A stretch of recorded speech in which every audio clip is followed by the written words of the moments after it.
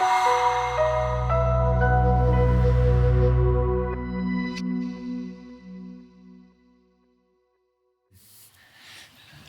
you have your Bibles, would you turn to Luke 5. If you have a smart device with you, you can open up BibleGateway.com, BibleGateway.com.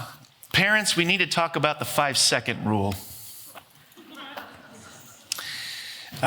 For those of you who don't know, 5-second rule is that if food spends just a few seconds on the floor, dirt, germs don't have enough time to contaminate it. I have played that game with my kids. Frankly, I have played that with myself as an adult. The history of this is difficult to trace. One legend attributes this rule to Genghis Khan. So if that's true, we might want to rethink our practice of this. But a 2016 experiment should permanently debunk the 5-second rule. Professor Donald W. Schaffney, a food microbiologist at Rutgers University, reported that a 2-year study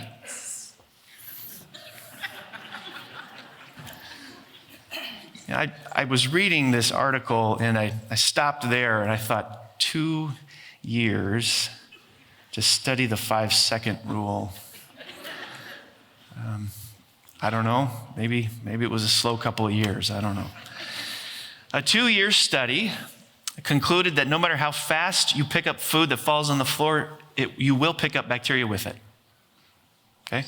5-second rule has been debunked. So Professor Schaffner here's what he did. Tested 4 surfaces, stainless steel, ceramic, tile, wood, and carpet, and 4 different foods: cut watermelon, bread, buttered bread, and strawberry gummy candy. They were dropped from a height of 5 inches onto surfaces treated with a bacteria. The researchers tested 4 contact times. Less than 1 second. That's fast. That's really fast. 5 seconds, 30 seconds, and 300 seconds. A total of 128 possible combinations of surface food and seconds were replicated 20 times each, yielding 2,560 measurements. No wonder it took 2 years to do.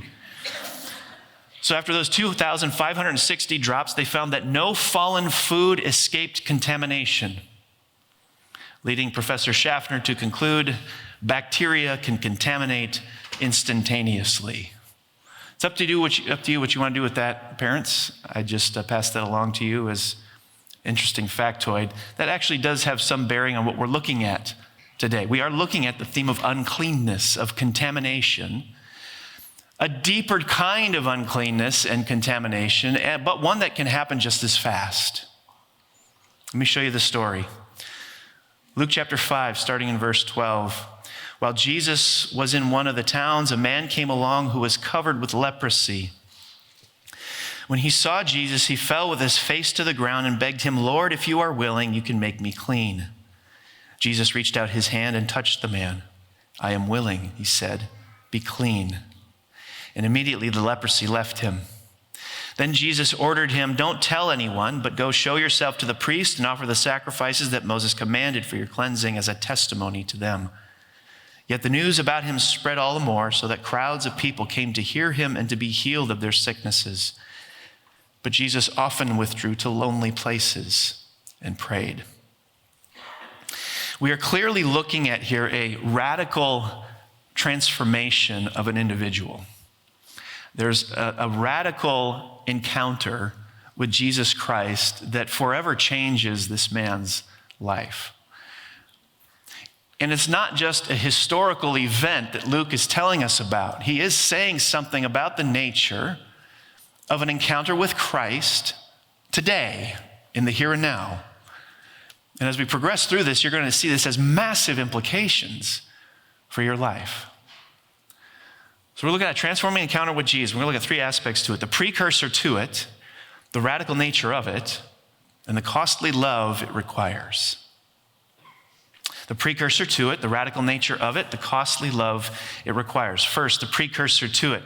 The guy on the ground in front of Jesus did not have some minor dermatological disorder. Luke, who is himself a physician, says that he was full of leprosy. Several scholars suggest this wasn't merely a rash, but a disfiguring disease. In whatever form it was clearly a severe case, which means he lived something sort of a living death. According to the Old Testament, a man in this condition would have to wear torn clothes. He would have to let his hair hang loose and untended, and if anyone got near him, he was to cover his upper lip and holler out, "Unclean, unclean." He would not have been able to live at home. He would have had to live by himself or with other lepers. There was no coming to the synagogue, no joining in public worship, no morning coffee at the local cafe, no hugs from his kids or his wife. Relatives might leave food for him at a designated place, but he was cut off from human contact. If he was fortunate, he might find a reasonably comfortable cave to live in. And so the social consequences of leprosy were perhaps worse than the illness itself. Leprosy was a sentence of social ostracism. The disease deprived victims not only of health, but of their names, their occupations, their social habits, families, fellowship, and worshiping communities. This man lived a tortured life. And so what does he do? Luke says the man went and fell with his face to the ground and begged Jesus, "Lord, if you are willing, you can make me clean."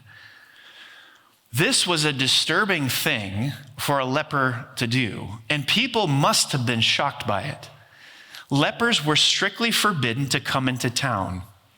And Luke tells us that this incident took place while Jesus was in one of the cities. We can only imagine how horrified people were as this man approached, violating every convention of polite society. People must have backed away in terror, with mothers clutching their children and bystanders gasping in disbelief. But this man is on the precipice of a transforming encounter with Jesus. Why? Desperation and conviction. Desperation and conviction. He is desperate over his condition, and he clearly has a conviction that Jesus can do something about this, that Jesus has the power to deal with it. Now, there is a mystery as to why some come to feel this desperation and conviction and others don't. For example, why doesn't the entire leper colony join him? Why not join him? Go into town and collectively fall at his feet. I don't know. I don't know the answer to that. I just know something happened in this particular man's life that caused him to take the very unusual step of entering the city, seeking out Jesus, falling at his feet, and pleading for his power to heal him. He should not have been there. Culturally speaking, the leper had no business being there, but he's showing you something. He came out of his overwhelming sense of personal need, recognizing his situation for what it was. And this is the way everyone should come to Jesus. Needy and desperate for grace. One pastor tells a story about a well-groomed man in his church tapping him on the shoulder one Sunday morning to inform him that they had a first-time visitor among them. This well-groomed man said to his pastor, "Do you see that man?" Pointing to this first-time visitor. "Can you believe that he would come into the house of God with those dirty jeans and that ratty t-shirt? When he passed me in the hallway, he reeked of nicotine. Pastor, what are you going to do about that man? He is a distraction to my worship." This pastor writes, "Thankfully, after the service, another church member got to our visitor before this man could. The church member himself, recovering alcoholic, warmly welcomed the visitor, got his name, and asked him about his story. The visitor's name was George. He was recovering from a heroin addiction and felt like being part of a church could help him with that. When the leper approached Jesus, Jesus didn't say, "Oh no, dude, you go clean up yourself or something, and then we'll talk." Clean isn't the precondition for coming to Jesus. Desperate and full of faith in the power of Jesus to do the cleaning is the precondition. This mistaken belief that says a person must clean up his or her own life in order to merit Jesus' presence is not Christianity.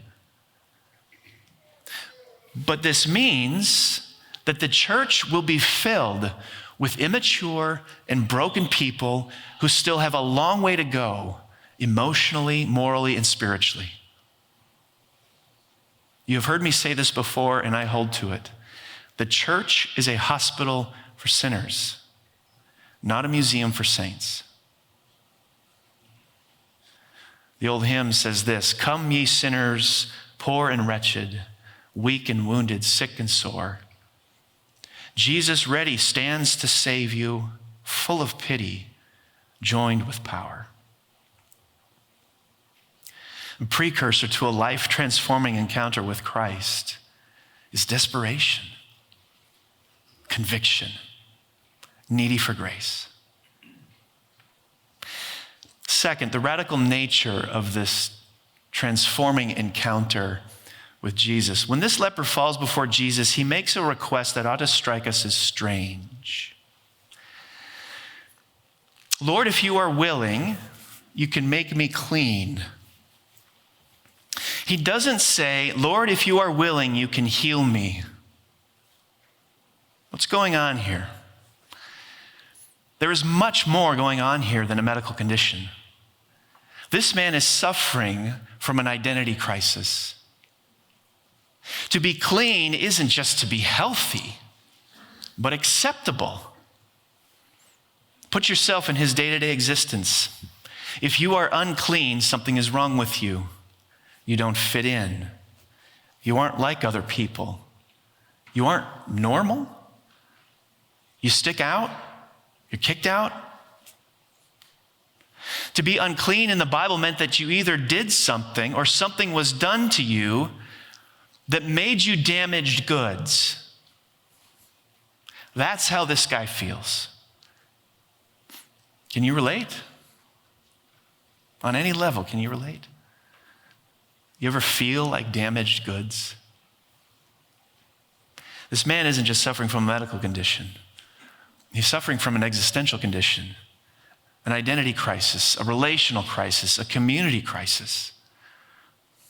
Now, it may not be leprosy that does this to us today, but there are things that happen to us or things that we do to others that cause in us a sense of unacceptableness or uncleanness or worthlessness.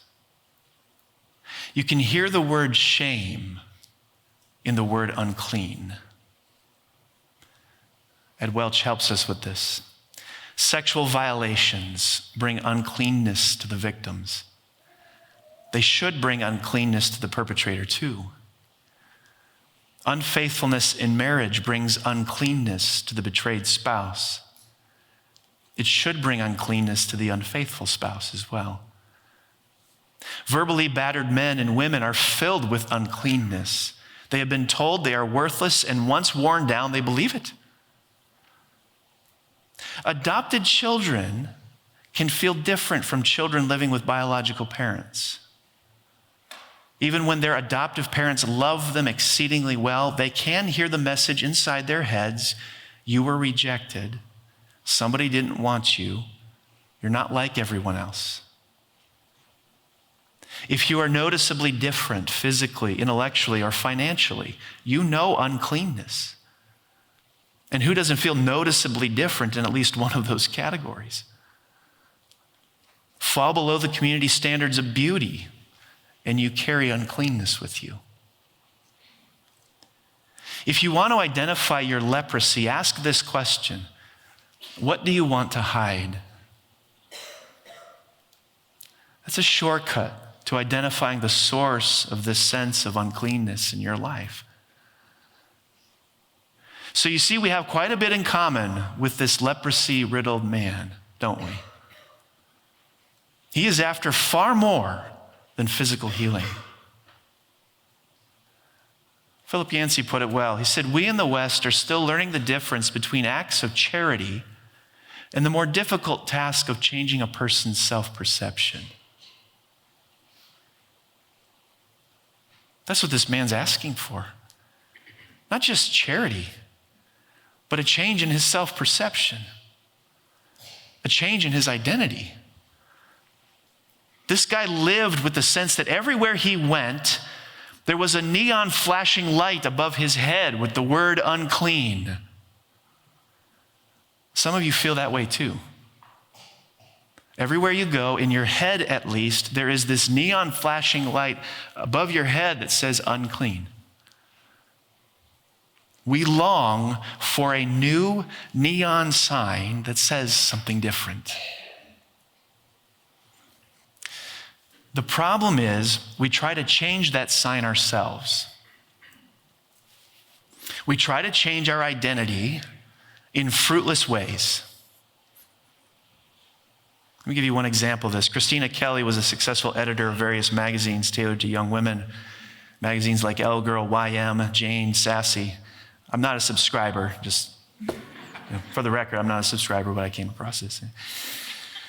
Some years ago, she wrote this: why do we crave celebrities? Here's my theory. To be human is to feel inconsequential, unclean. So we worship celebrities and we seek to look like them. All the great things they have done, we identify with in order to escape our own inconsequential lives. But it's so dumb. With this stream of perfectly airbrushed, implanted, liposuction stars, you would have to be an absolute powerhouse of self-esteem already not to feel totally inferior before them. So we worship them because we feel inconsequential. But doing it makes us feel even worse. We make them stars, but then their fame makes us feel insignificant. I am part of this whole process as an editor. Here's how she finishes the article. No wonder I feel soiled at the end of the day. Kelly is saying we all feel inconsequential, unimportant, insignificant, unclean, defiled. Popular culture says this is how you fix it. Be pretty. Have perfect skin. Get thin. Look like the celebrities. And Kelly, who's documenting all this, is saying it doesn't work. It works in reverse. It makes you feel even more soiled, more unclean.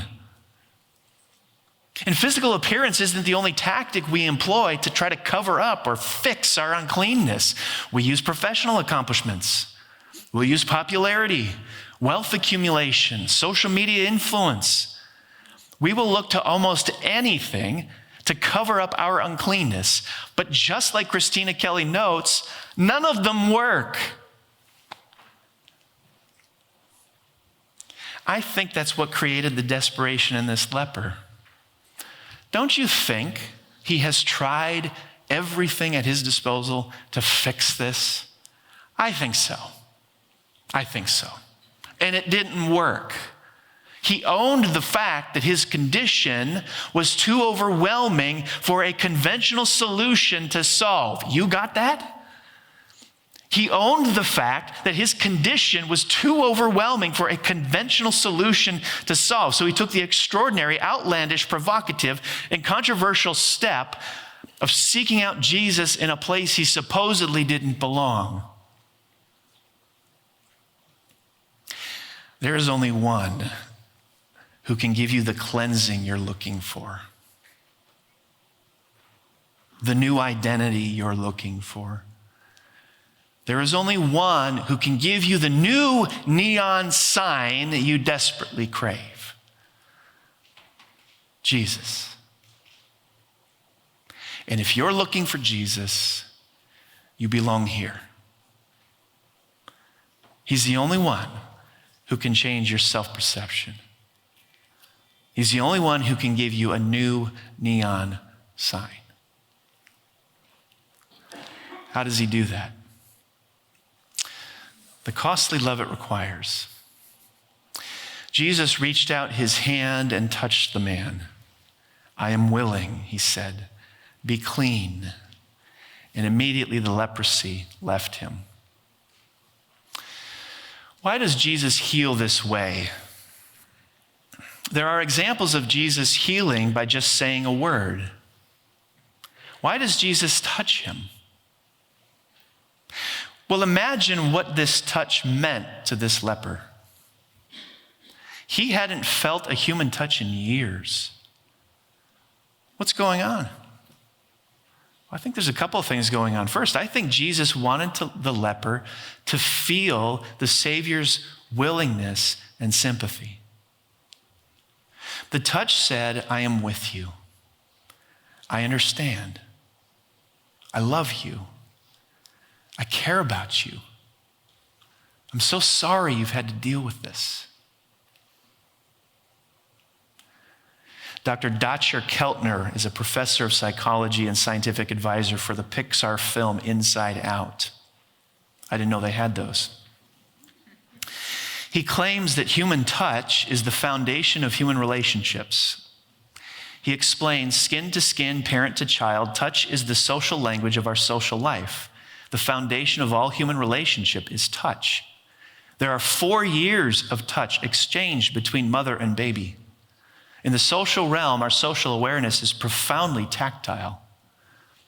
Keltner was one of the co-authors for a study that looked at celebratory touches among NBA basketball players, including fist bumps, high fives, chest bumps, leaping shoulder bumps, chest punches, head slaps, head grabs, low fives, high tens, full hugs, half hugs, and team huddles.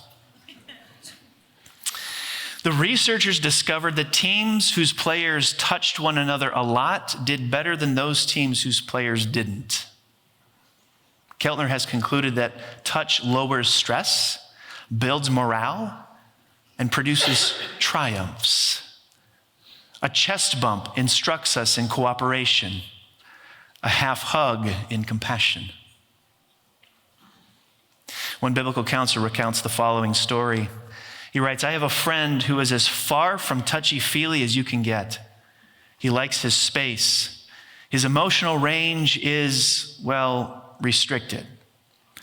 When a surgical procedure went badly, he landed in the hospital for over 3 weeks. During that time, he had a small but steady group of visitors. I don't think a day passed without someone stopping in to visit and pray with him. But after he recovered, he couldn't stop talking about one particular visitor. It was an older man. I don't remember how they knew each other, probably a friend of a friend. This man came in the hospital room, sat on the bed, and held my friend's hand. He held it for what would normally be considered an uncomfortably long time. He just sat there and held his hand. This older man was the first person to touch my hospitalized friend in weeks. And while my friend was telling me this story, tears were rolling down his cheeks. Naturally, that made me want to hug him. But I decided to save it for the next time he was in the hospital. Now, I know some uncleanness has been produced by bad touches. In an overly sexualized culture, getting this right is difficult. But if we throw the baby out with the bathwater, I fear we may miss something good for us. Greet one another with a holy kiss is a command repeated 5 times in the New Testament. Now, I don't care to see y'all kissing each other after the service, but might there be good, holy, prudent, healing, and compassionate ways to engage in a ministry of touch like this man in the hospital received, or the leper received from Jesus. A touch that genuinely and sincerely says, I am with you, I understand, I love you, I care about you, I'm so sorry you've had to deal with this. Jesus did this. Is this the Jesus you know? But there's a deeper reason Jesus touched this man in order to heal him. There was a transaction being made. Jesus gives him cleansing, restores him to community, and changes his identity. He has a new life.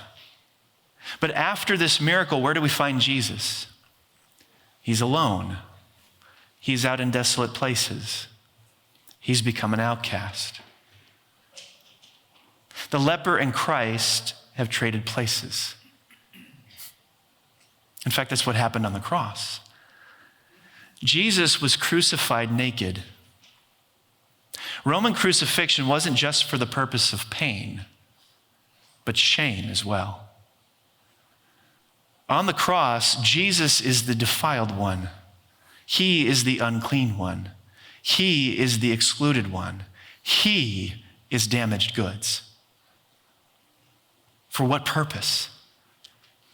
So that you might be the clean one, the accepted one, the included one. Our uncleanness makes us feel worthless, whether it's due to sexual violation, marital unfaithfulness, verbal abuse, or being noticeably different physically, intellectually, or financially. Whatever it is we hide makes us feel worthless. But Jesus from the cross is saying to you, look at me. Do you think I would endure this for worthless people? Absolutely not. Let me take you back to the spring of 2011. Even in the U.S., the media outlets were abuzz with an event not even taking place in this country. The royal wedding of Prince William and the bride that he had found at his university, Kate Middleton. But imagine that William had gone about finding a bride differently. Imagine that the day before his wedding, he had gone down to one of London's red light districts and plucked a prostitute from one of the brothels there. Imagine William taking her by the hand, getting down on one knee and saying to her, I want to marry you. I won't take no for an answer. Imagine that he'd set the date, given her choice of wedding dresses that she wanted. And then the big day arrived. He'd taken her to Westminster Abbey and said, she's my wife. She's part of the royal family now. She will inherit all that I inherit. Treat her as what she is, royalty. I want you to imagine the cost William would pay for finding his wife that way. Would it have tarnished his name? Would it have brought disgrace upon the royal family? Would it have even been acceptable? Let me tell you something. It never would have happened because the clean don't do that for unclean people unless you're Jesus. This is what has happened to every Christian. From before the beginning of time, God wanted you. So he's plucked you from your dirty, sleazy, desperate condition. He's cleaned you up and married you and brought you into his divine royal family. At what cost? Jesus on a cross. He didn't want you just a little bit. The cost was too high. He wanted you a lot. You are wanted by the eternal, all-powerful, perfectly holy, astonishingly loving, lavishly merciful creator of the cosmos and redeemer of lost souls. You are wanted. And so to the sexually violated, Jesus says, you are not defiled in my eyes. I want you part of my family. To the betrayed spouse, Jesus says, you're not undesirable to me. I want you part of my family. To the verbally battered, Jesus says, you're not worthless. I want you part of my family. To all who feel as though they don't measure up to some arbitrary standard of intelligence, skill, or beauty, Jesus says, you're not unclean. I want you part of my family. Let's bow our heads. I want to give you a moment to reflect. As you can see, we have more in common with this leper than we realize. There are aspects to our lives, stories that are in the rearview mirror we keep tucked away, out of sight. Stuff that's back there that we dare not trot out into the open because they're a source of shame. It might be something done to you or something you've done. But let's be clear, we are all naturally unclean. The problem is we attempt to clean ourselves up. We use our appearance, our careers, our job titles, our pay raises, even our church attendance or moral accomplishments to convince ourselves and others that we're clean. They don't work. The leper shows you what to do. In desperation and full of faith, come to Jesus for cleansing. What does the leper do? He talks to Jesus. What do we call that? Prayer. What does he say? Lord, if you are willing, you can make me clean. You can give me a new self-perception. You can give me a new identity. You can give me a new neon sign. If that's something you need to ask Jesus for, do it now.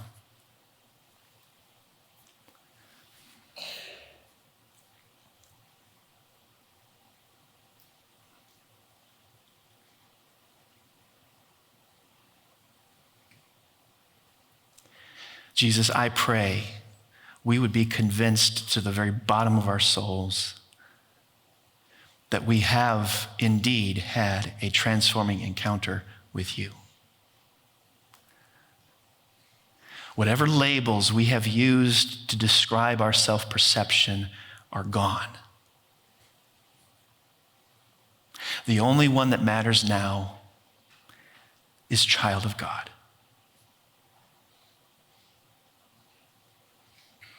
Pray these things in your name. Amen.